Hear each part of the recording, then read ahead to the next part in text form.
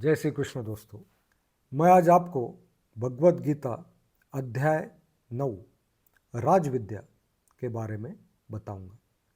भगवान कृष्ण अर्जुन को कहते हैं कि मैं तुझे अब राजविद्या, जो सबसे पवित्र और गोपनीय विद्या है, उसके बारे में बताऊंगा।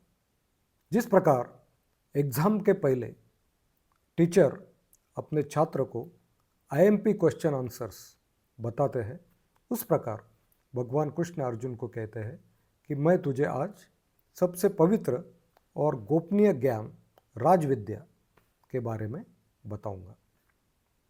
सबसे पहले भगवान कहते हैं कि पूरे सृष्टि के वो निर्माता है। पूरा संसार भगवान कृष्ण ने बनाया हुआ है। पूरा संसार भगवान कृष्ण में व्याप्त है, लेकिन भगवान कृष्ण किसी के बंधन में नहीं है, वह अव्यक्त है। दूसरी बात उन्होंने बताई कि जो व्यक्ति भगवान कृष्ण की भक्ति करता है, उन पर श्रद्धा रखता है, उनकी पूजा करता है, उनका स्मरण करता है, तो भगवान उस व्यक्ति की रक्षा करते हैं। जिस प्रकार कोई छात्र अपने टीचर पर श्रद्धा रखता है, उनकी सेवा करता है, वो जो कहते हैं वो सुनता है, तो वो टीचर भी उस बच्चे के लिए विशेष उस पर ध्यान देते हैं, उसके तरक्की के लिए वो विशेष प्रयत्न करते हैं। उसी प्रकार भगवान कहते हैं कि अगर कोई मुझ पर श्रद्धा रखता है, मुझ पर प्रेम करता है, तो मैं उसकी रक्षा करता हूँ। भगवान कहते हैं कि सबके लिए वो समान है, लेकिन जो व्यक्ति उनकी भक्ति करता है, उनकी पूजा करता है, उन पर वो विशेष कृपा करते हैं। जिस प्रकार सूरज की रोशनी सबके लिए समान है, लेकिन अगर कोई व्यक्ति घर की खिड़की खोलकर सूरज का दर्शन करता है, तो सूरज की रोशनी उस पर डायरेक्ट मतलब ज़्यादा इफ़ेक्टिव होती है। इसके लिए मैं आपको और एक एग्जांपल देता हूँ कि भगवान राम के लिए सब समान थे, लेकिन शबरी जो भगवान राम पर भक्ति करती थी, भगवान राम पर उसकी विशेष श्रद्धा थी, उसके लिए भगवान की विशेष कृपा थी। वनवास में जब भगवान गए, तब उन्होंने एक नियम बनाया था खुद के लिए कि वो किसी के बनाया हुआ खाना नहीं खाएंगे।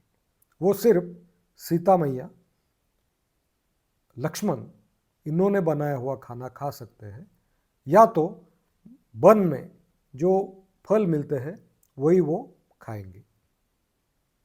लेकिन शबरी के लिए उन्होंने यह नियम बाजू को रख दिया था, और शबरी ने श्रद्धा से, भक्ति से जो भी भगवान राम को खिलाया वो उन्होंने खा लिया था। मतलब भगवान के नियम सबके लिए समान नहीं थे। उनके लिए सब समान है, लेकिन जो उन पर विशेष भक्ति करते हैं उनके लिए भगवान के नियम अलग होते हैं। देखिए ना, हम जब गवर्नमेंट ऑफिस में या किसी नेता को मिलने जाते हैं, तो जो उन पर विशेष श्रद्धा रखते हैं तो उनके लिए थोड़े अलग नियम होते हैं। तो ये सृष्टि का नियम है। तो भगवान ने यही कहा है कि मैं सबके लिए समान हूँ, लेकिन जो मुझ पर भक्ति करते हैं, मेरी पूजा करते हैं, उन पर मैं ज़्यादा कृपा बरसाता हूँ। और भगवान ने कहा कि मैं कुछ कुछ लोगों को ये ध्यान करना, मनन, चिंतन, ये सब मुश्किल जाता होगा, तो उनके लिए मैंने एक सामान्य सिंपल एक रास्ता बताया है। जो व्यक्ति श्रद्धापूर्वक भगवान को फल, फूल और जल चढ़ाएंगे, उन पर भगवान प्रसन्न होते हैं। मतलब भगवान ने यहाँ पे पूरे मानव जाति को एक बहुत ही महत्वपूर्ण संदेश दिया है कि इन्वायरमेंट की रक्षा हमने करनी चाहिए। क्योंकि अगर भगवान को फल फूल जल चढ़ाना है तो हमें ज़्यादा से ज़्यादा पेड़ लगाने पड़ेंगे ताकि हमें फूल फल मिलेंगे, पत्ते मिलेंगे। और जल की पूजा करनी चाहिए, जल संधारण करना चाहिए, जल का यूज़ प्रैक्टिकली जितना करना है उतना ही करना चाहिए, पानी वेस्ट नहीं करना चाहिए। ये सब संदेश भगवान ने यहाँ पे दिया है कि जो मुझे भक्तिपूर्वक फल फूल और जल चढ़ाता है उस पर मैं विशेष प्रसन्न होता हूँ।